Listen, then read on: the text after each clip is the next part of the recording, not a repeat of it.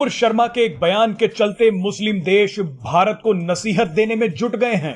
बड़ी बड़ी बातें की जा रही हैं, भारत से माफी तक मांगने को कहा जा रहा है। लेकिन इस पूरे विवाद में जिस चीज की कमी थी, अब वो भी पूरी हो गई है।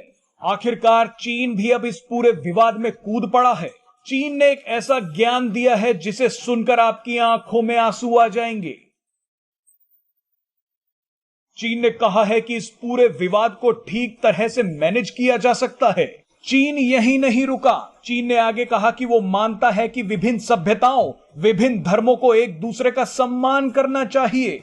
चीनी विदेश मंत्रालय के प्रवक्ता ने कहा कि हम इस विवाद पर आई खबरों पर गौर कर रहे हैं।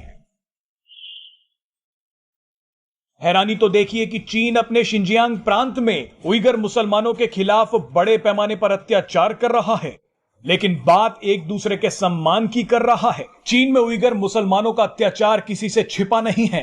पूरी दुनिया जानती है कि चीन किस बेरहमी से उइगर मुसलमानों पर अत्याचार करता है। कई रिपोर्ट्स में तो यह दावा किया गया है कि चीन में रमजान पर रोजा रखने पर प्रतिबंध है।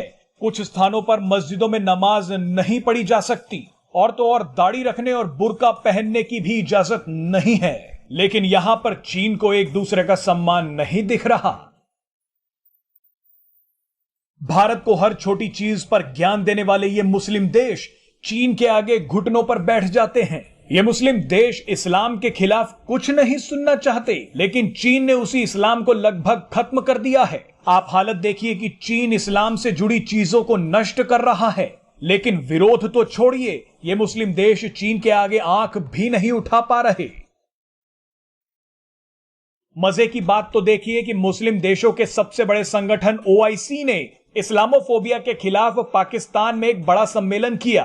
इस सम्मेलन में ओआईसी ने चीन को भी न्योता दे दिया। यानी मुसलमानों पर खुलेआम अत्याचार करने वाले चीन ने मुस्लिम देशों के सामने ही मुसलमानों पर हो रहे अत्याचारों पर भाषण दे दिया।